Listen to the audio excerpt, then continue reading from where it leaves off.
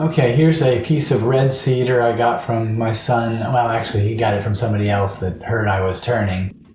It's being spindle turned, but it does have a branch. You can see it there. I'm going to make just a normal vase. I want to, you'll see the taper and such when it comes up.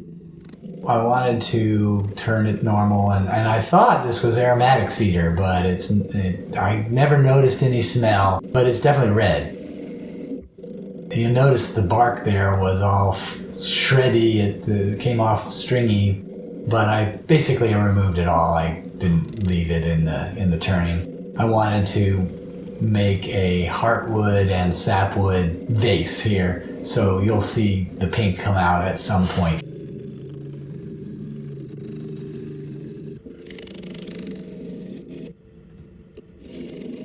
I'm turning the right hand edge here for you can see I put a 10 in there, and I've put the 4-jaw chuck on now. I'm starting to form the shape. We are using the Slo-Mo Time-Lapse filming technique, so you can see in this video the full progress very well. There's no blurred spinning. It's kind of interesting when it's done this way.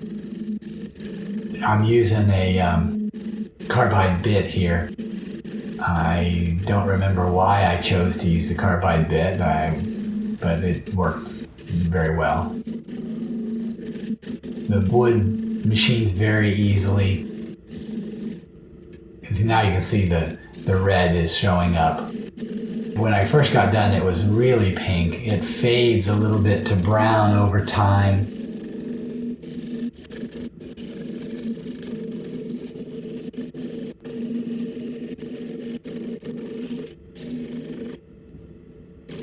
I'm going to put a 6-inch test tube in the top of this. So you can put a cut live flower and put some water in it. So I'll have a 6-inch deep, 1-inch diameter hole in the top.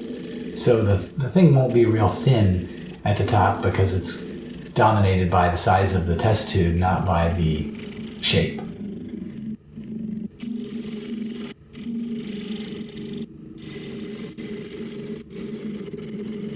And you can see I'm using a round carbide scraper here. It turns out the wood is really pretty when it's pink, and it hasn't faded much. This is a month or so ago, and the wood hasn't faded to brown too much yet.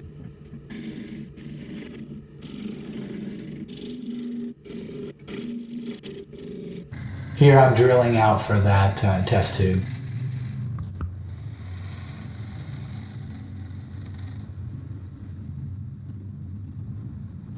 And you'll notice in this that there are some cracks that I'm going to do a little bit of a repair procedure here. So when I'm sanding, I also put, you can see the glue popped up in the image there.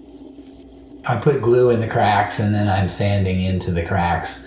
And it turned out pretty well. You can see the smeared glue there on the end up until I get to the end when I've sanded all of that off.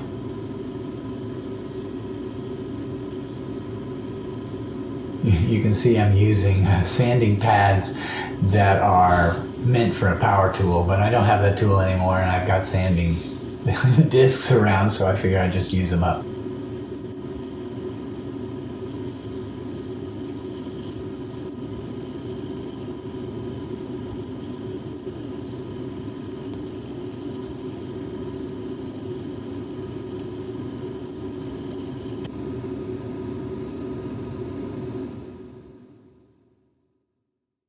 So I am finishing it here, and you can see the finish is soaking in. The cedar really absorbs the finish.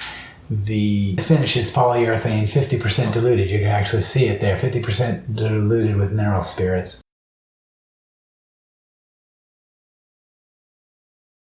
I don't know how many coats, but here it is at the end.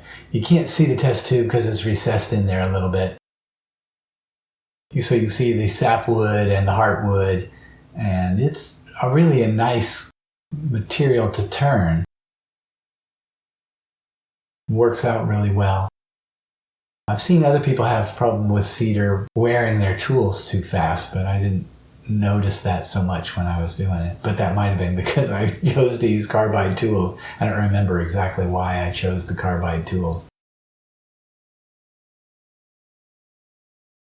And there you can see the cracks that had to be repaired. They're filled but not closed.